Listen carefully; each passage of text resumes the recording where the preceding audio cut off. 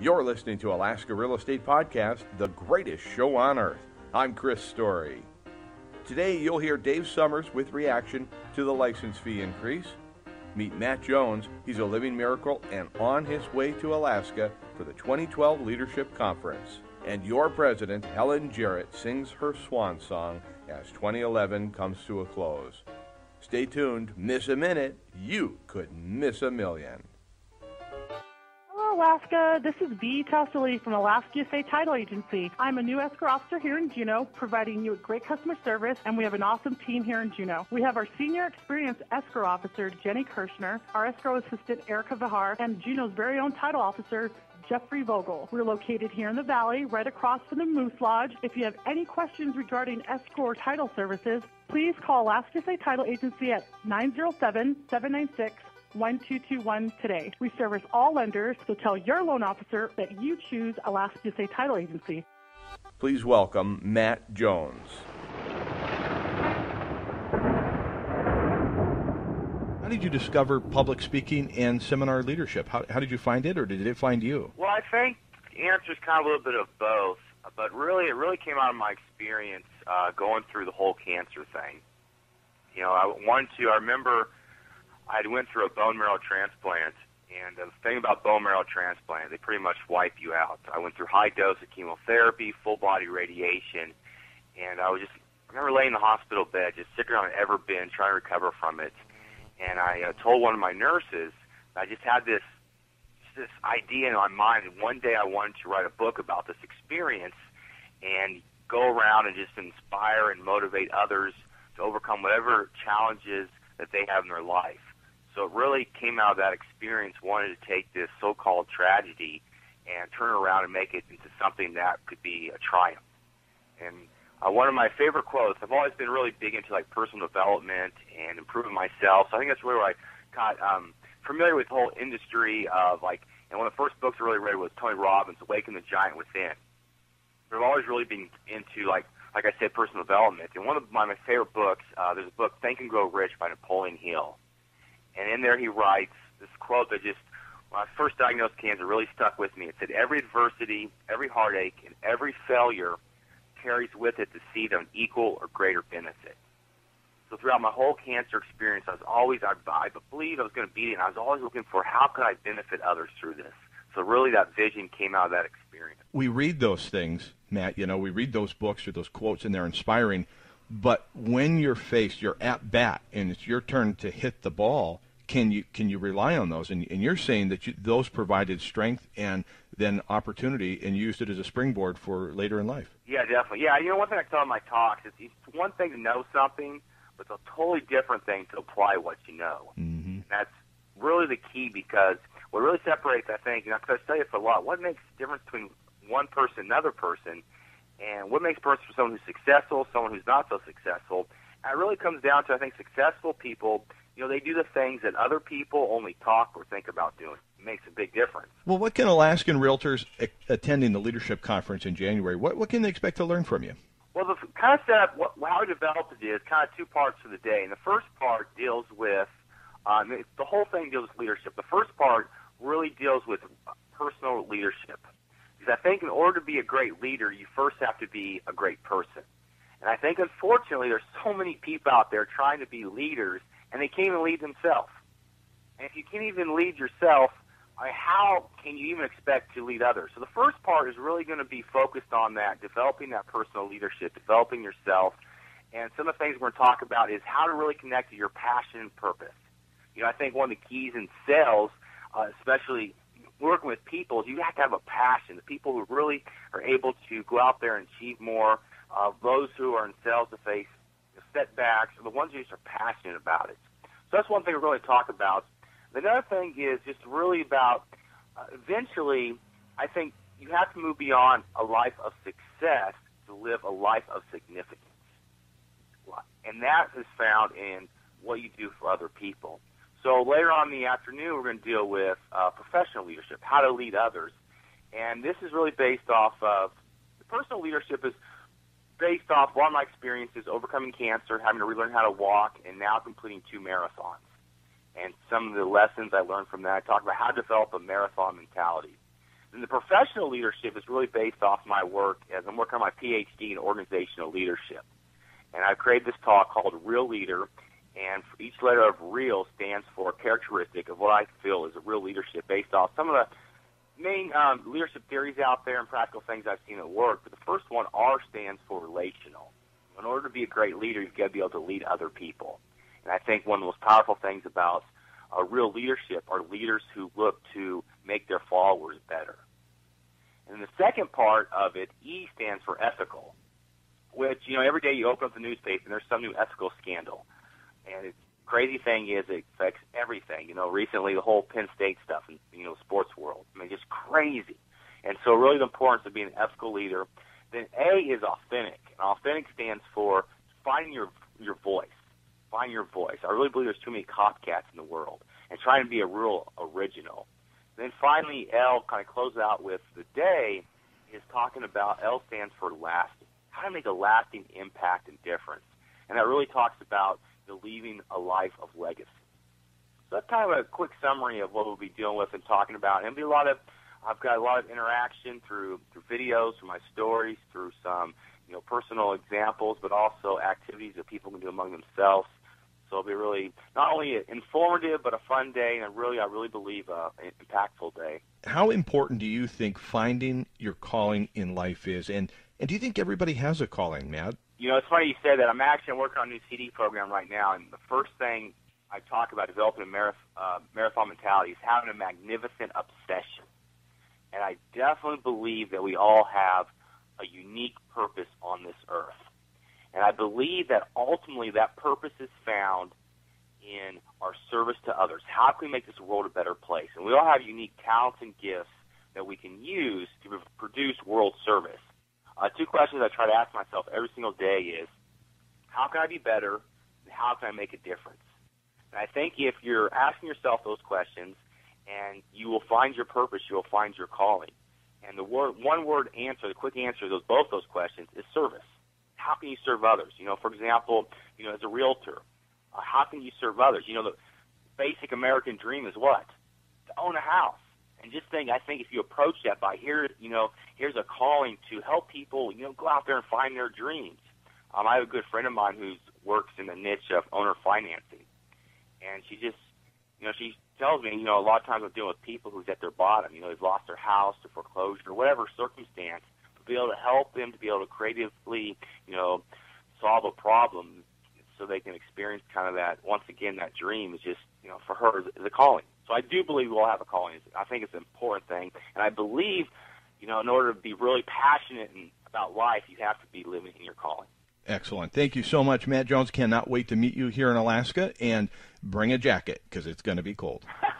Okay, I'll do that. For more information about the Leadership Conference, visit alaskarealtors.com. Alaska Real Estate made possible in part by your very own Alaska Housing Finance Corporation. From low-interest mortgages to energy efficiency programs, Alaska Housing's mission is to provide affordable and safe housing for every Alaskan. Be sure to remind your clients about the Home Choice class as well. Awesome information, and it's free. Thank you, Alaska Housing. Online at ahfc.us.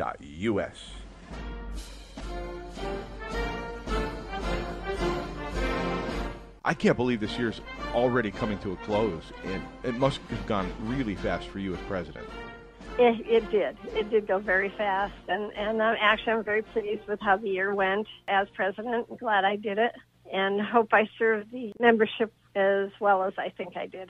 Well, looking back over the year, over 2011, what would you document as a couple of real highlights from your perspective as the president of the Alaska Association of Realtors? I think highlights would probably be membership awareness, of getting out there to the members and letting them know what the association and the National Association, are really all about and how they really do help the realtors. Of course, the top one would be the assistance in helping with the increased license registration that just went through. So we were very pleased that we were with our help for the membership by doing a letter for them, letting them know who to contact. We were able to get the attention we wanted, and I figured we'd have an increase in the dues, but just not the 149% that was being proposed to us. Were there any surprises this year, other than, of course, that license fee increase proposal? Were there any other surprises that you just weren't aware of when you took the helm of the leadership? I don't think so. I think we're trying to strengthen the education to everyone statewide. And I think we continued to do that. And, again, awareness, getting out there before the members and letting them know, everybody's busy, trying to make a living. And they know they belong to this membership, and I pay this dues, but I don't really know what I'm paying the dues for. And I think we were able to get out to them and, let them know what's there for them. So, no, I think that still was the biggest thing this year. What advice, having the experience now of being president, what advice would you lend to Joni or anybody else listening right now that might be thinking in their future they'll be president of this great association? Any words of wisdom you can share? I'm very excited that Joni Snyder will be following me. I think Joni's going to do a great job. She's always been very involved in state and national, so I think that she will be excellent in following me and will work well with the membership. And then, of course, behind her will be Michael Draghi, and Michael will be excellent also because Michael is very outspoken. He was the one who helped put the presentation together for us on what happens nationally and locally for the members when we went out and met with different offices. So I think both of them are going to be excellent people to follow. And I guess the main thing I'd say is follow our executive officer's advice, which is Sandy Arabit. You follow what Sandy directs you to do, you'll do okay. Aside from the limousines, the jets, and the large palatial Oval Office there at AAR headquarters, what will you miss most about being president? I'm probably going to miss, I've been thinking of this. Like yesterday, I was out with Sandy and we went to the Alaska Housing Luncheon, for our president of the association, because Alaska Housing is a great supporter of the association. And those will be things that I'll be stepping back out of. So I guess, being out there and meeting with the general public, being president allows you to do that. I think once you've been president, you stay a little more in tune with what's going on. I'll still be on the board as past president, so I'll still be very involved. In fact, I'll be overseeing the education for the state, which is great because it kind of follows with what I've been working with. And then, of course, Chris, we're all excited that you're going to be head of our communications, so thank you for accepting that. Look out, Alaska. Well, we're going to miss you. I did appreciate your piece that was published in the Anchorage Daily News. I felt throughout this year you've been a calming and firm hand at the tiller running the organization, and I think you've done a tremendous job. So you're to be congratulated as you sail off into the sunset, into obscurity. I'm just kidding. Not obscurity. We'll stay in close touch with you regarding education. So Exactly. All right, Helen, all the best to you in your new adventures. Okay, thank you so much, and happy Christmas and happy holidays.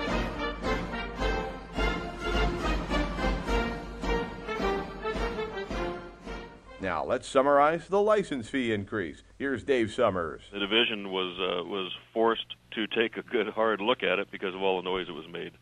A lot of people got involved and brought this issue to a head. The membership, the responses for them was overwhelming. The calls they made to their legislators were very effective. The hearings that Mia Costello held were extremely informative, and we really need to thank her for the work she put into this and for recognizing that there was an issue here that needed to be addressed. So this is one of those instances where an organization came together, said this is inappropriate. The division looked at it and said, yeah, you know what, we think you're right. And I think the term robust conversation came up a time or two.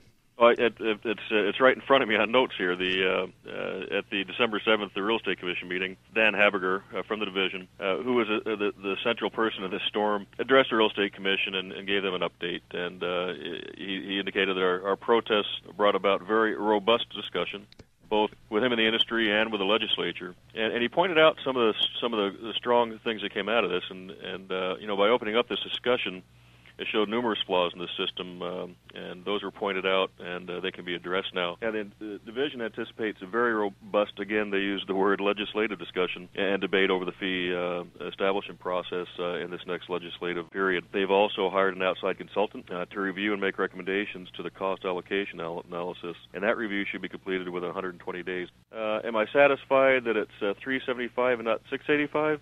Yes, very satisfied.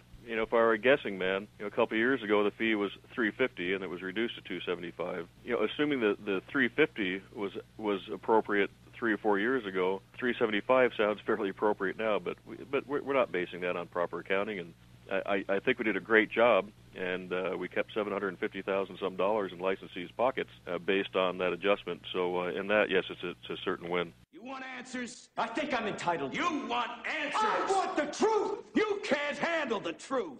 Hi, this is Jeff from Alaska USA Mortgage, talking to you today about the Alaska Housing Renovation Purchase Program.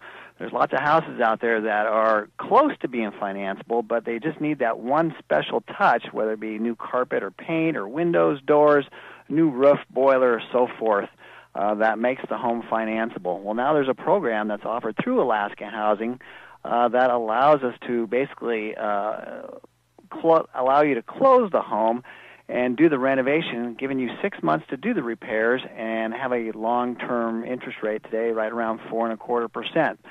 Not too many programs like this available at this point where it allows you to own the home and then start putting money into it to fix it. Usually it's the other way around where the repairs all have to be done before the house can become financeable. So it's kind of a reverse program, only available through Alaska Housing.